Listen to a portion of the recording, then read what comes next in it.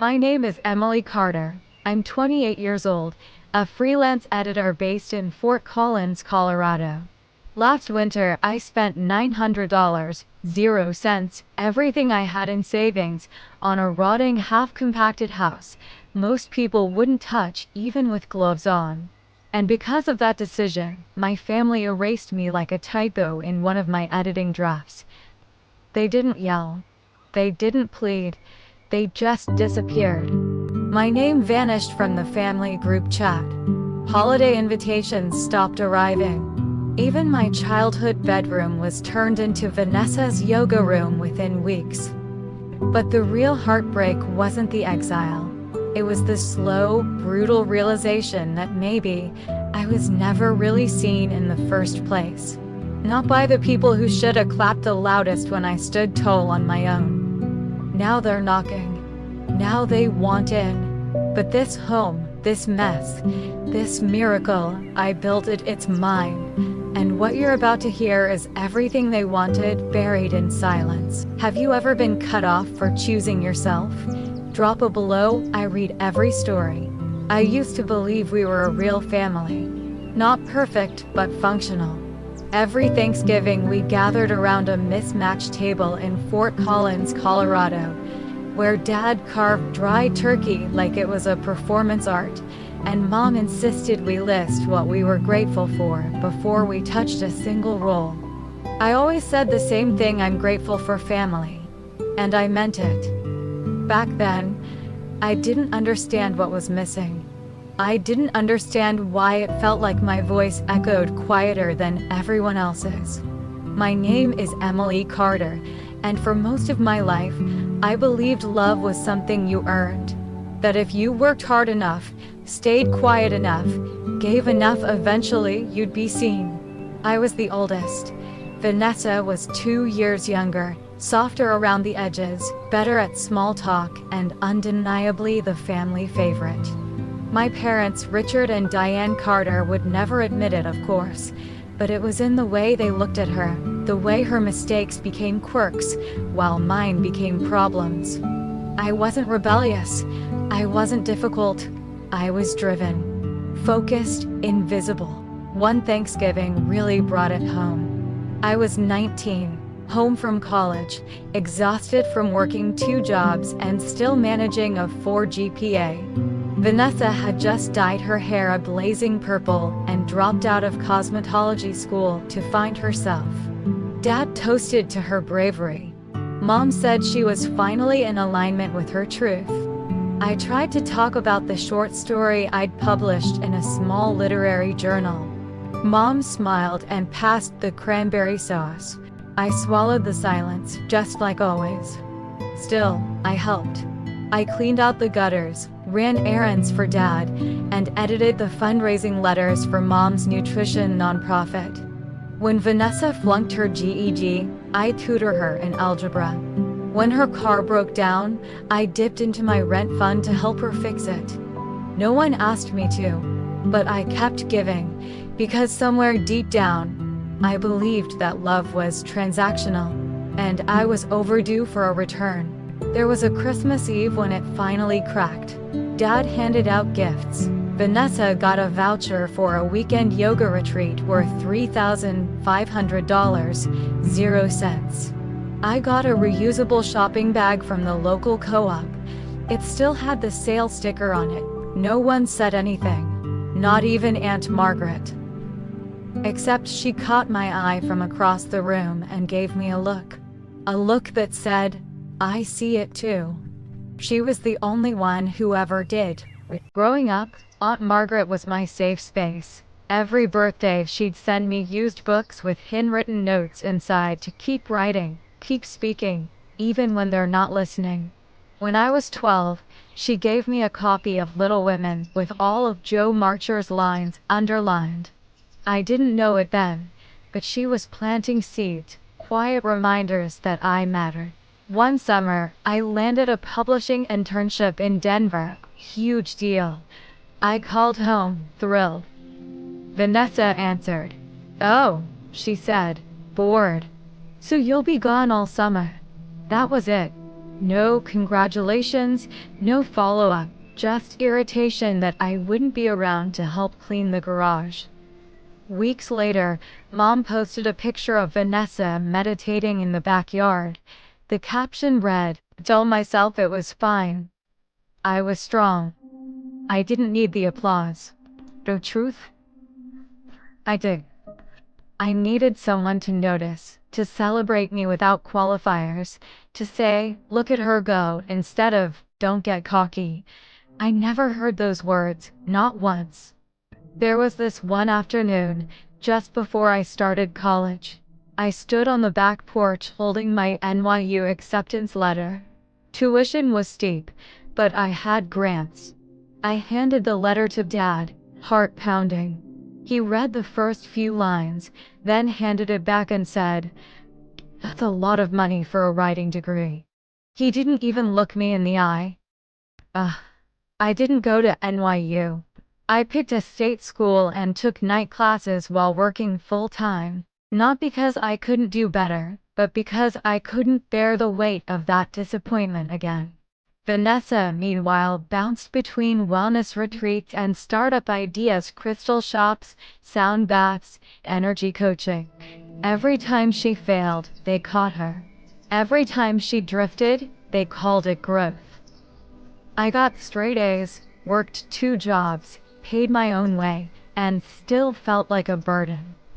The final confirmation came quietly, like most betrayals do.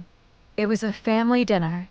Vanessa was pitching some new business idea, a wellness retreat in Sedona. Mom nodded along like it was a TED Talk. "We just need to help her reset," she said. "She's done so much for this family." The price tag? $15,000. 0 cents. Then Dad turned to me. "Emily, you said you were transferring the funds last week. What's the delay?" And in that moment, something in me shifted. I set down my fork, looked my father in the eye, and said, "I didn't transfer the money. I bought something." The room went silent. Vanessa's wineglass hovered mid-air. Mom blinked once, slow, calculating. "What do you mean you bought something?" "A house," I said. "It's a fixer-upper. But it's mine." You could have heard a pin drop. Then Vanessa let out a laugh.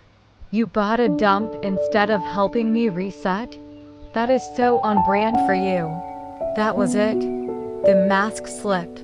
The family illusion shattered, and for the first time in my life, I didn't try to glue it back together. The clink of cutlery was the last sound I heard before the silence swallowed everything.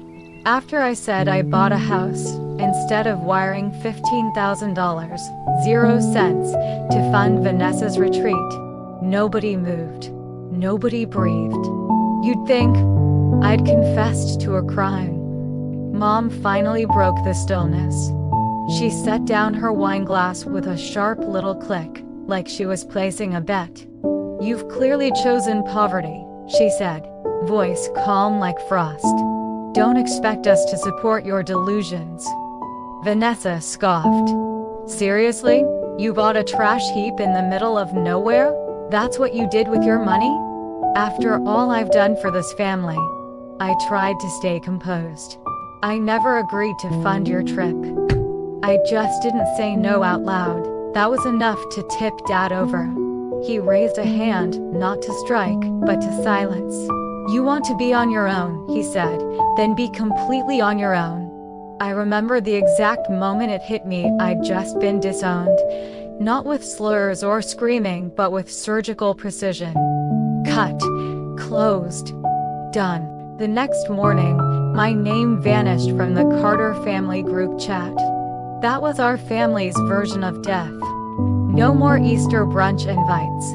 No "can you bring dessert" text. No forwarded memes from Dad about grammar mistakes. Just digital deletion. At first, I kept checking my phone like maybe it was a glitch. I searched for my name, scrolled through messages, even tried restarting the app. Nothing. They'd moved on like I'd never existed. Then came the final blow. A text from Mom. Do not come to Easter. No love. Mom, no love. That stung more than I care to admit. I didn't even get a proper goodbye, just erasure, quiet and intentional. I stared at the screen for a long time, thumb hovering over the delete button. Then I thought better of it.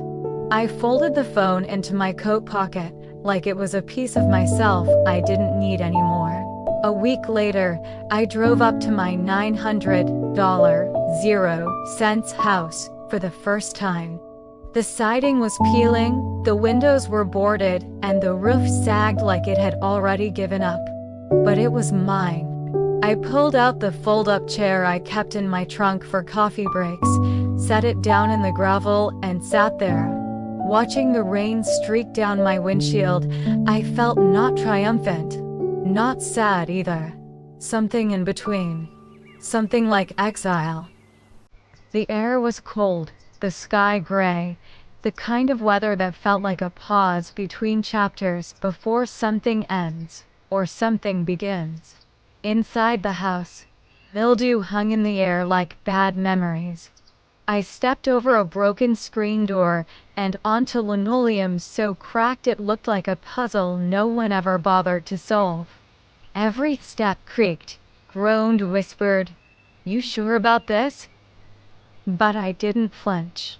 I hung up the only curtain I brought with me, a faded blue floral one from my first college apartment. It slid off the rod and crashed to the floor. I muttered, "Typical," rubbing the elbow I'd slammed into the wall trying to hang it. I sat on the floor and leaned my head back against peeling paint.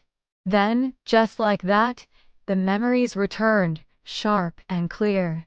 My 16th birthday. Everyone gathered in the living room, cake in hand, candles flickering. Except they spelled my name wrong. One M instead of two.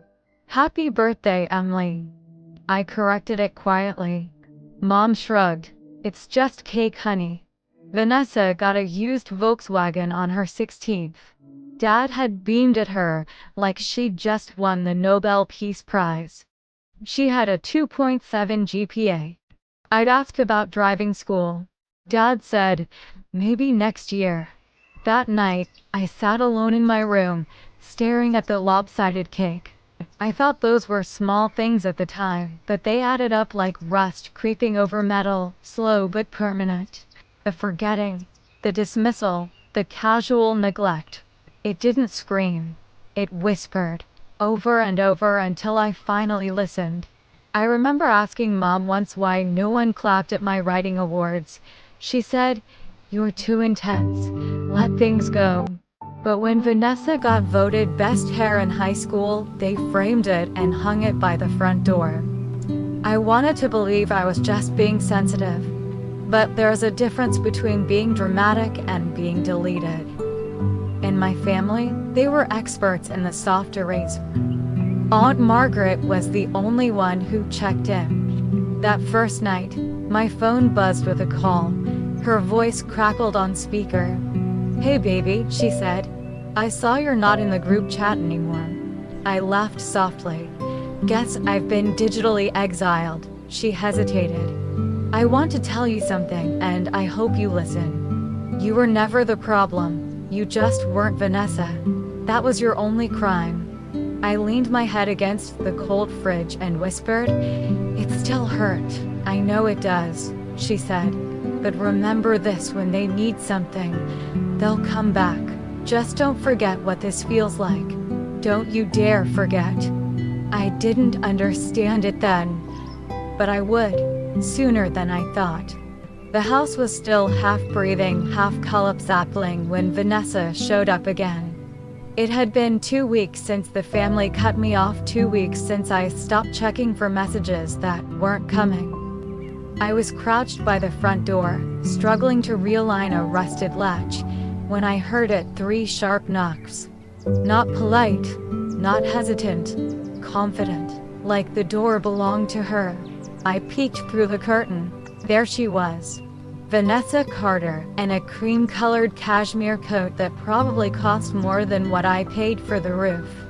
Her hair was perfectly blown out, oversized sunglasses framing her face like a movie star in witness protection. She looked expensive and furious. "Seriously?" I muttered, opening the door. "Did you get lost on your way to Malibu?" She smiled, a slow stretch of lip gloss and teeth.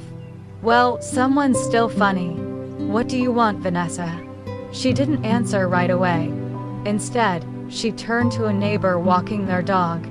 "Mom says she's gone full hermit, but I say it's just a phase. Some people need to suffer before they bloom." I leaned against the frame. "You're here to check on my suffering?" She shrugged. "I'm in a bind. The spa wing flooded up my retreat. Total nightmare. I had to cancel 3 sessions. So I thought maybe I could crash here, just for a night or 2. My brain short-circuited. "You want to stay here? It's temporary," she said quickly. "And you've clearly got space." She motioned around like she was offering pity to a haunted dollhouse. I didn't say anything. I should have slammed the door, should have told her to leave, but something in her eyes, desperation masked in smugness, gave me pause. One night I said, "Don't touch anything." Her face lit up. "You're the best. You always were." "That's your problem." That night I barely slept. I heard her heels clicking against the wood floor as she paced. Heard drawers open and close, cabinets shift. I wanted to believe she was just settling in, but I should have trusted my gut. The next morning, I walked into my kitchen and froze. A ring light was set up by the window. Granola bars and oat milk cartons were neatly arranged on my cracked counter. And in front of it all was Vanessa, full makeup, hair curled, talking into her phone like she was hosting the Today Show. "Say hi to my angels," she cooed. "We're doing something really meaningful today. I wanted to show you where my sister's been living. It's a bit of a fixer, but we love a transformation, don't we?" She panned the camera to my warped floors, my second-hand chairs, the stained ceiling tile I hadn't had money to replace.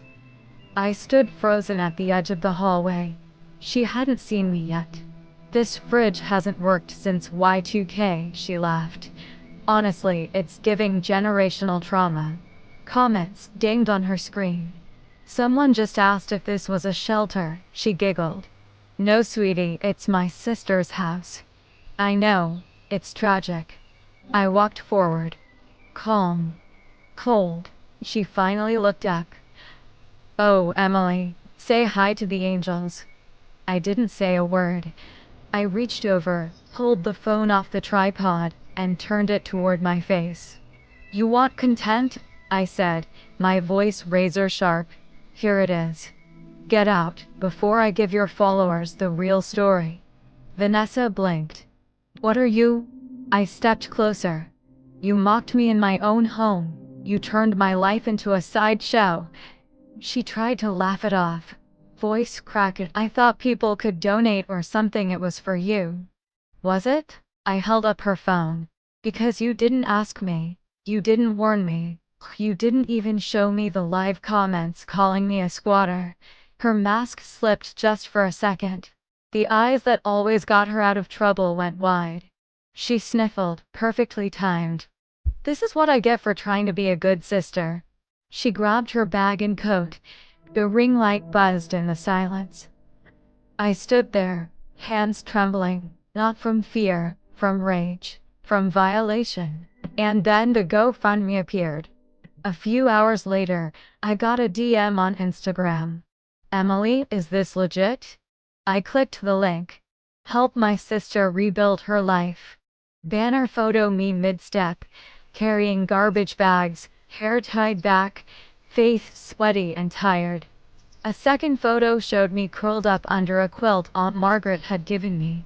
Raised $18,340.00. Recipient Vanessa Carter. My stomach dropped. I hadn't approved a single word. Hadn't seen a single dollar. The caption read like a eulogy. "My baby sister has been through so much. help her get the life she deserves. But it wasn't going to me. It was being withdrawn to Vanessa's business account. I paced the room, fury boiling in my chest. I tried reporting it. The platform said it didn't violate guidelines. Of course it didn't. She knew how to frame it just vague enough to pass. A new story popped up on her feed. Some people just want to stay mad. I'm doing what I can. Haters gonna hate. I stared at that sentence until it blurred. Then something else popped up. A DM request. From someone named Rachel Green. Hey, I saw the fundraiser. You didn't authorize that, did you? I'm a paralegal Colorado bar certified. This looks like civil exploitation. Want to talk receipts? And for the first time in weeks, something shifted inside me. Coward. I took a breath. If you've ever been blindsided by someone you trusted, drop a quee in the comments. I see you. That night, the silence in the house felt different. Not peaceful, not quiet. It felt like a judgment. The walls seemed to lean in closer. The floors creaked louder. Every breath echoed in the corners like a reminder. You're alone. Completely, finally, undeniably alone. I sat on the floor of my kitchen, back against the fridge, knees pulled to my chest. The GoFundMe page still glowed on my phone screen, mocking me with every scroll. People had donated over $18,000, 0 cents, believing they were helping me, believing Vanessa was the hero in this story. I whispered the words out loud, like saying them might make them feel less surreal. She turned me into a charity case. I tried to laugh. It came out broken, caught between a sob and a scoff. My phone buzzed again. Comments, DMs, screenshots, all flooding in faster than I could keep up. Some people asking if I was okay, others tagging me in Vanessa's new story. A clip of her crying in her car, soft piano music in the background. This is what happens when you try to help. I threw the phone across the room.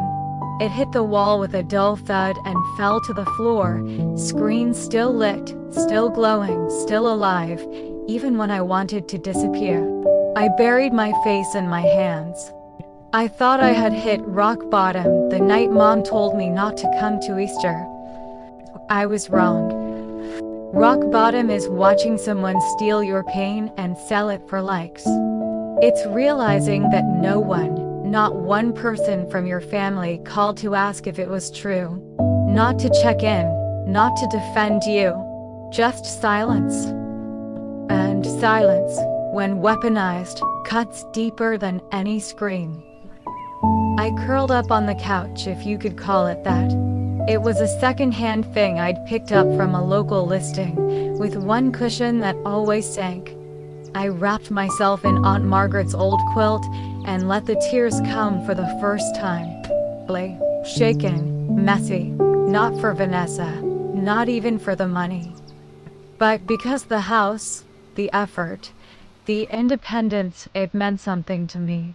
And she made it into a punchline. I thought of all the nights I'd stayed up editing articles for $20, 0 cents a pop, to save enough for this place.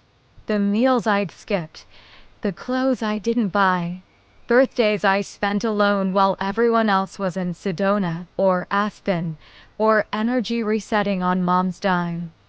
And now, here I was, the girl in the ripped slippers, the meme. Great Depression sheep. She called me that. On live stream, I stared at the floorboards, letting the shame settle in. Heavy, cold, familiar. And then came the voicemail.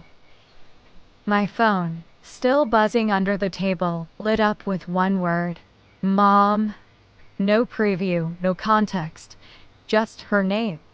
I knew what it would say before I even played it, but still I tapped play. Emily, sweetheart. That voice. Sugary. Careful. The one she used with PTA moms and bake sale committees. Not the one I grew up hearing. I've been thinking about you a lot lately.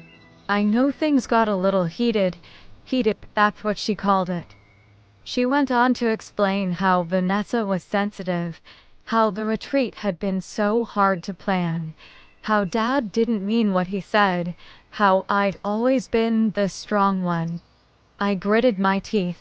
There it was. That line they always used to muzzle me. You're the bigger person. As if being the bigger person meant swallowing hurt without ever speaking it. As if strength meant silence. She closed the message with, maybe it's time to let this go. Let this go. The erasure. The betrayal. The theft. I stood up, shaking. Not from fear this time, but fury. Righteous and earned. I walked over to the bin where I'd thrown a few unpacked things. At the bottom was a photo from college graduation. Vanessa had her camera up, blocking my face. They framed that photo, hung it in the hallway. I flipped it over and scrawled 4 words on a post-it, "This is not love." Then I stuck it to the back of the frame. Outside, the wind howled against the broken siding. Inside, the house moaned with age. But for the first time, I didn't feel small inside it. I felt rooted. I didn't sleep that night. I lay awake on that sagging couch, staring up at the ceiling, tracing the water stain above me like it was a roadmap to every wrong turn I'd taken. My mind looped through the comments on Vanessa's livestream, laughing emojis, pitying heart, strangers dissecting my life like a case study in poor decision-making. Bless her heart, she's trying her best. At least Vanessa is doing something for her. No one asked me what I wanted. No one even asked if it was real. That was the part that broke me. I wasn't just hurt. I was rewritten, edited out of my own narrative, turned into a symbol of struggle, curated by someone who never bothered to ask what that struggle cost me. I thought about texting Aunt Margaret, but it was late, and something in me knew this was a moment I had to feel alone. Not because no one cared, but because I needed to hear myself think, without anyone rushing to fix it. I walked barefoot into the kitchen. The tiles were cold and the light flickered like it was deciding whether to stay.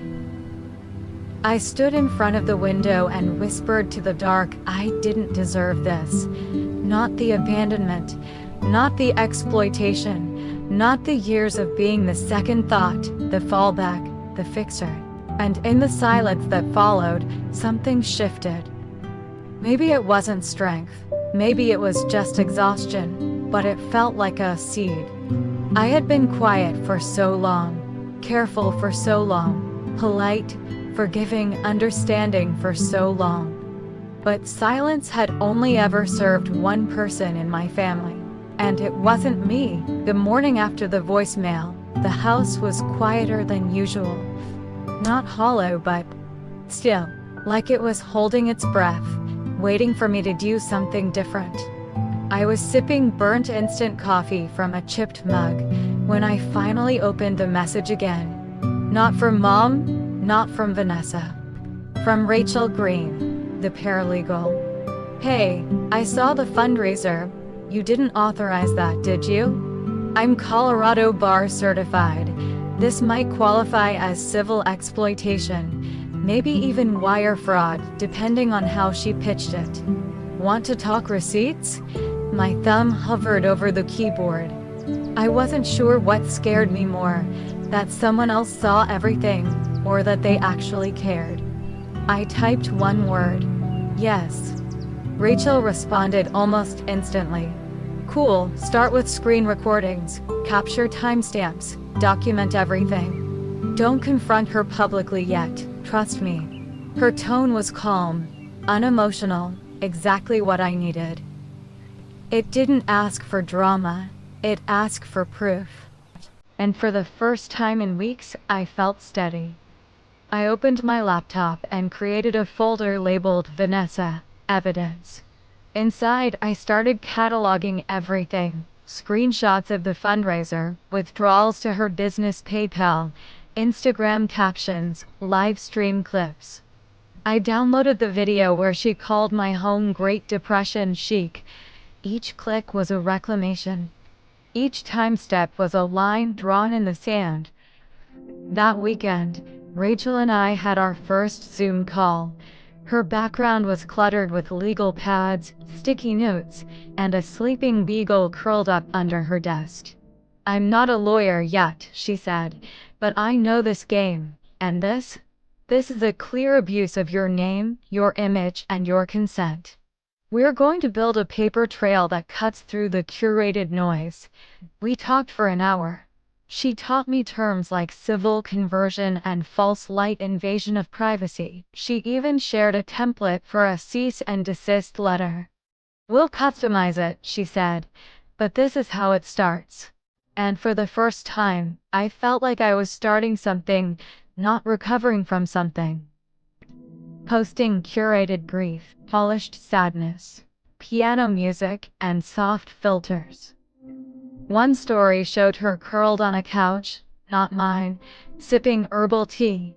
"It's been a heavy season, but I'm staying open." Another showed a donation link. "We're almost at $20, 0 cents K. Every bit helps. Let's rebuild together." Together. She used that word like we were holding hands. I didn't respond.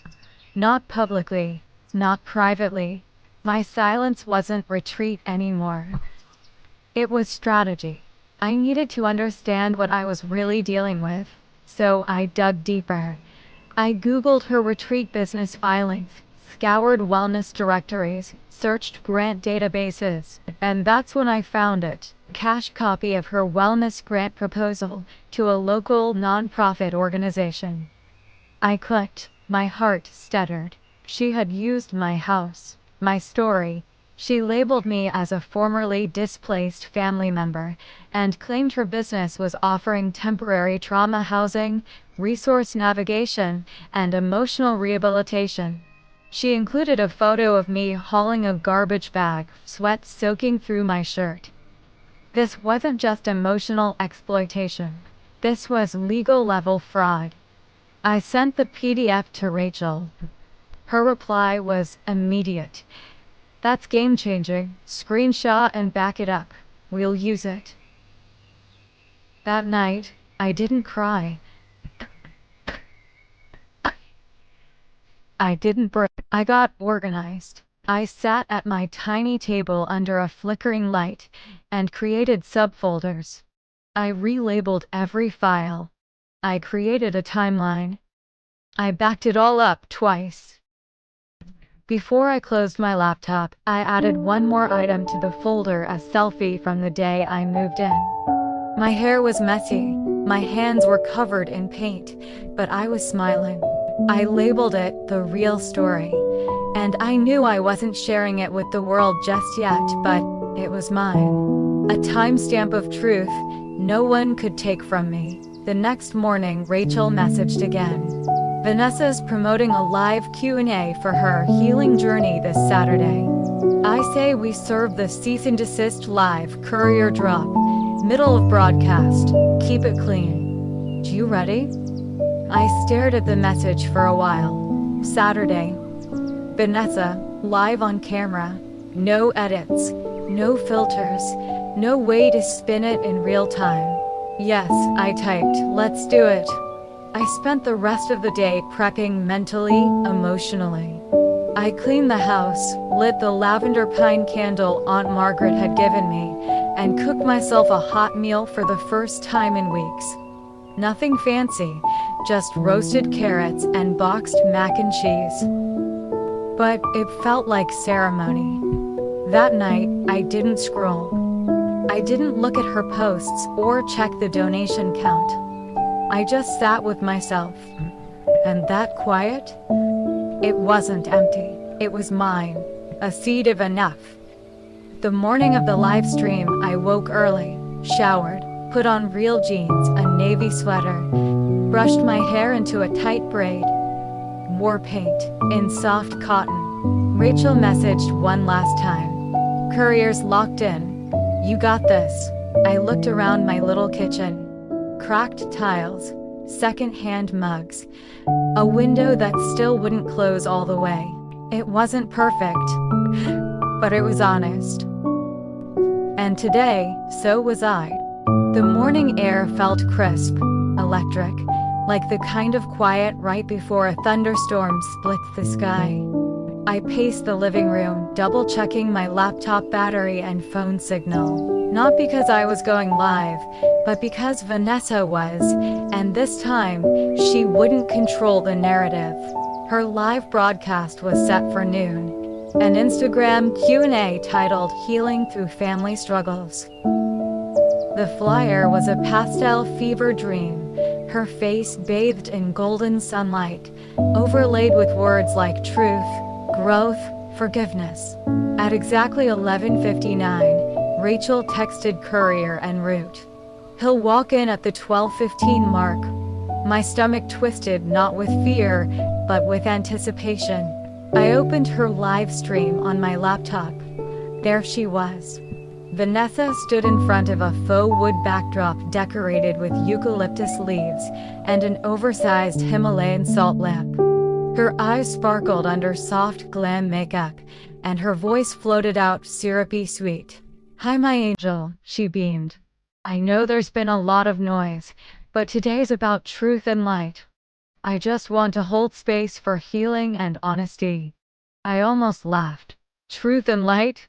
From someone who photoshopped mildew off my kitchen walls to make her story more tragic. She answered pre-screened questions with teary wisdom. "Yes, my sister is going through a lot. I'm just trying to hold her pain gently. We can't control how others interpret our love. Forgiveness starts within." The comments poured in. "You're so strong. You're the bigger person." I donated again, sending love. I watched it all with a strange, calm detachment, like watching someone rehearse a monologue from a play I'd already walked out of. At 12:15, right on cue, a courier stepped into frame. He was average height, wore a windbreaker. Vanessa's smile didn't falter at first. "Hold on one sec," she said to the camera. "I think we have a delivery. Probably wellness teas." She took the envelope, still smiling. Then she glanced down.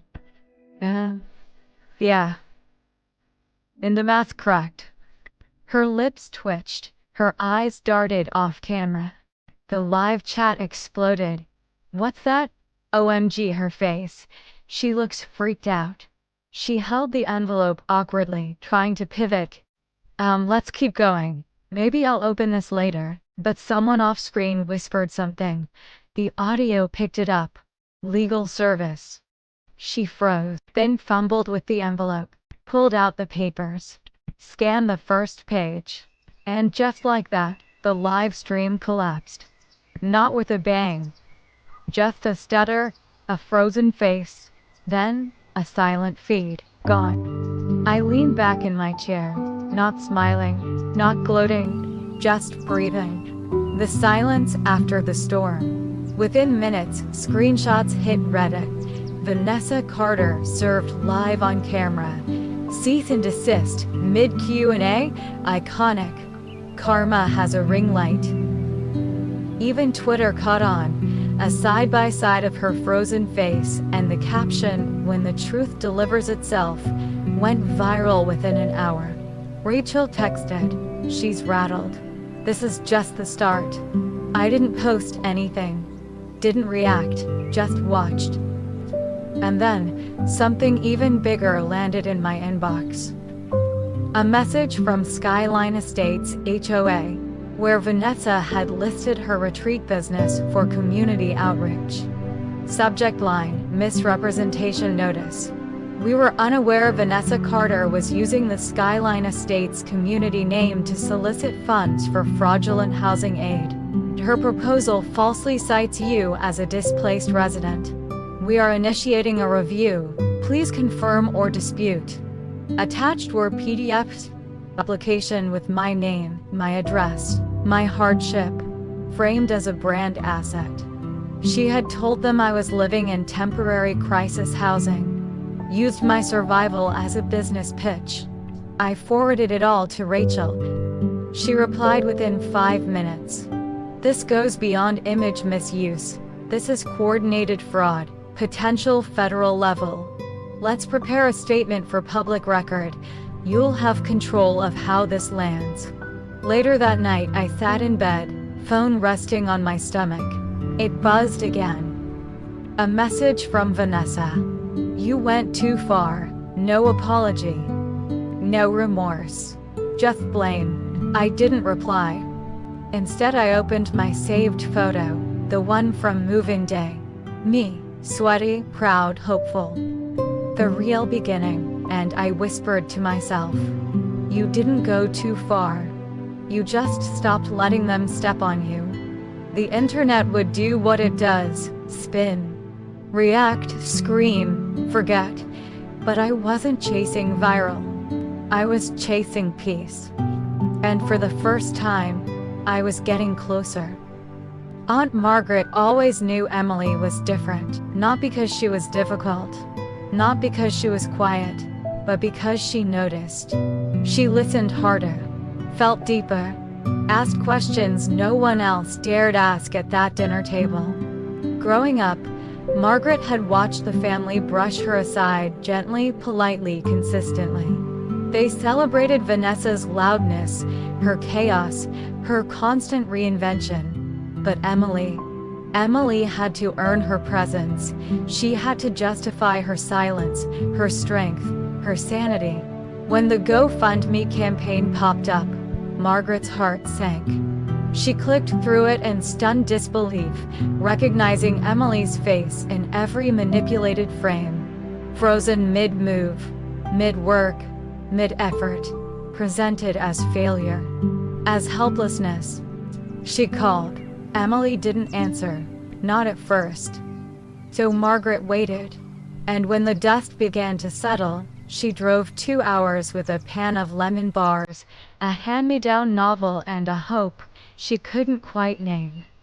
The house was small, a little crooked, but it stood. Emily opened the door barefoot, a smudge of paint on her cheek, sleeves rolled high.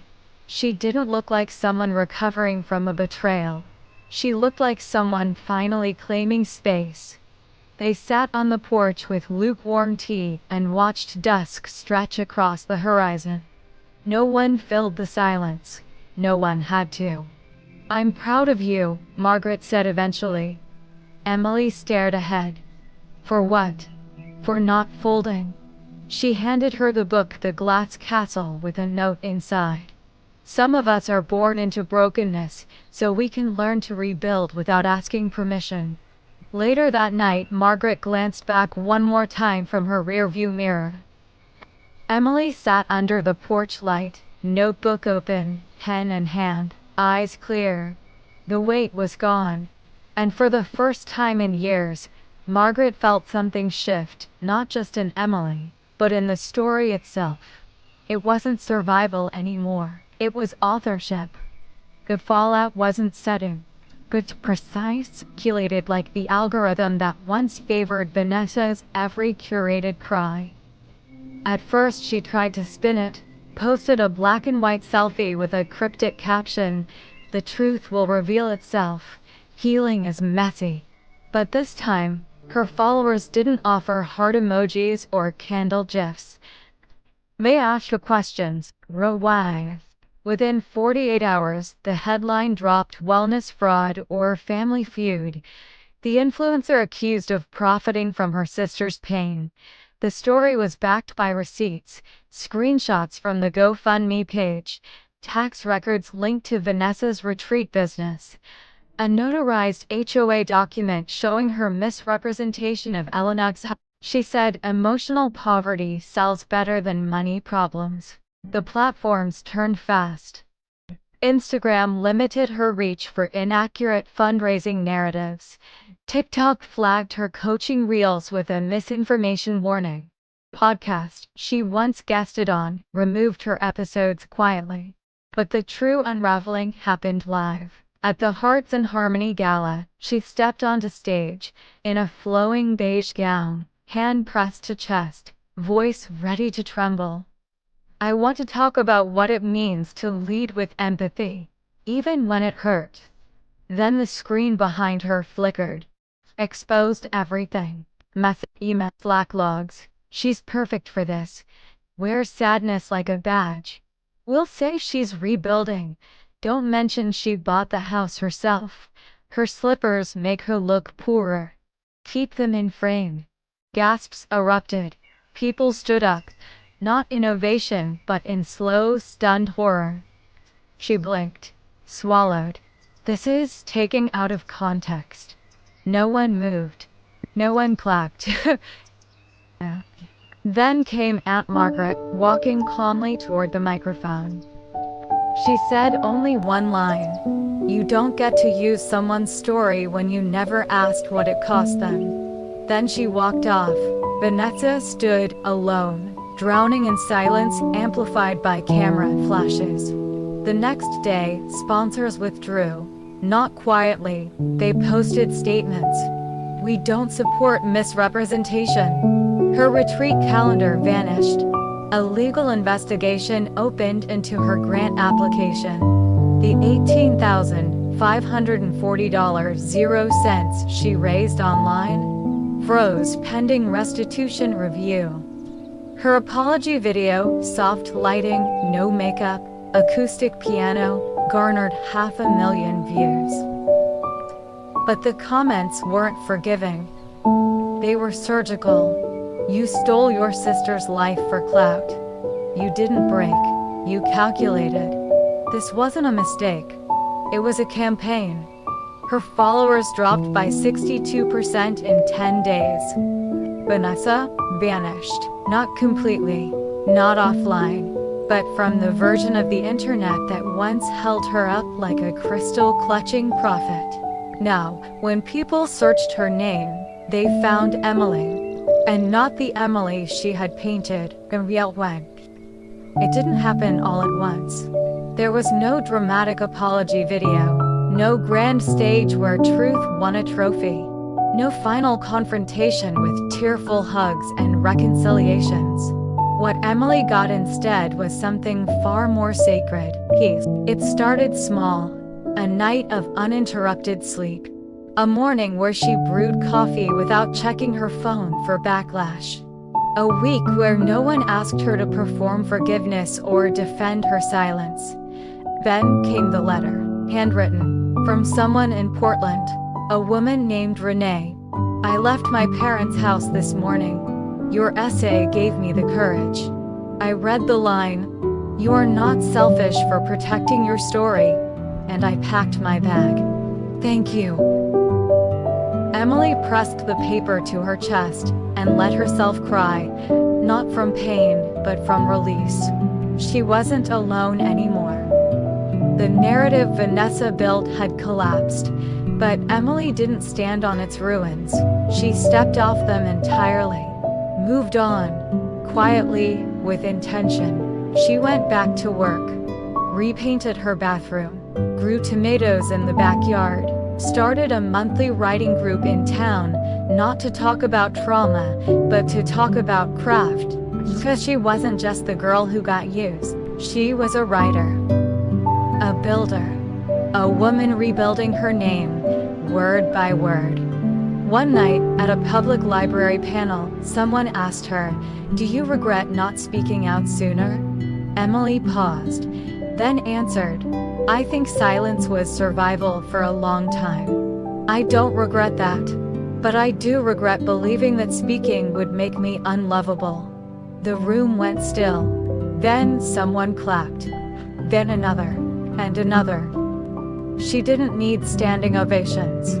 But that sound earnest, unforced, was the first applause she'd ever received that felt like hers. She still lived in the same crooked little house. She still used hand-me-down cookware and mismatched mugs. But she'd hung frame pages from her essays on the hallway wall. She bought string lights. She got a dog. Lucky.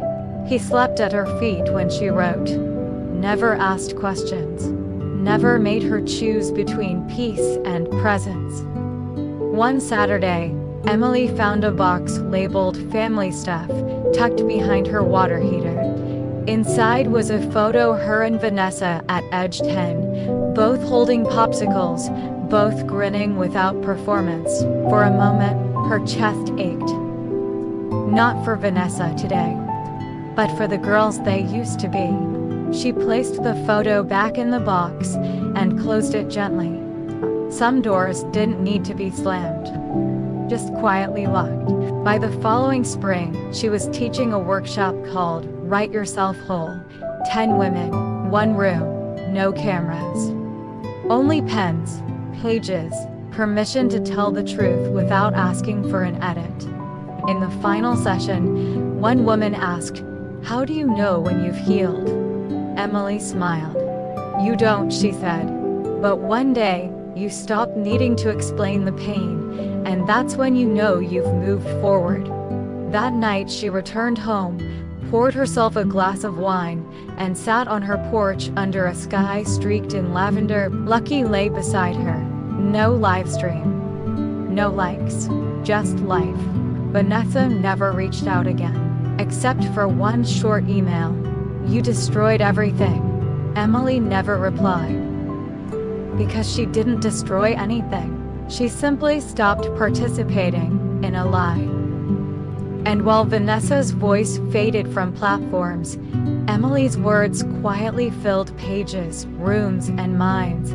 Not loud, not viral, but honest. And in a world addicted to spectacle, honesty was rebellion. Then, a year, and Emily didn't just move on, she built forward. The house grew cozier. She added a small greenhouse on the side for herbs and wildflowers. She painted her mailbox yellow. She hosted her first Friendsgiving, where not a single blood relative was present. And yet, it was the warmest family meal she'd ever known. She began mentoring a teenage girl named Sam from the local youth center. Sam was quiet, like she once was. Emily saw the shadows of her younger self in Sam's downcast eyes and careful pauses. One afternoon, after their 4th writing session, Sam asked, "How did you get brave?" Emily thought for a moment, then said, "I didn't, I got tired of disappearing." Sam nodded slowly. That answer made sense. Emily learned that healing wasn't a straight line. It curved and dipped and sometimes circled back when you least expected it. Some days, she still heard Vanessa's voice in the back of her mind, echoing old doubts. "You're overreacting. They're just jealous. We're too sensitive." But now, she had her own voice to answer, one rooted in truth, not revenge. She submitted a book proposal titled Inheritance of Silence to a small independent press. It wasn't flashy, just honest. A collection of essays about reclaiming your voice when the people closest to you misused it. 6 months later, it was accepted. When the first box of author copies arrived, she opened it with trembling hands. Not because she'd made it, but because she'd made it through. She placed the first signed copy on her bookshelf, beside her old journals. She didn't look back, because the lesson wasn't about justice. It was about freedom. And Emily, she was finally free.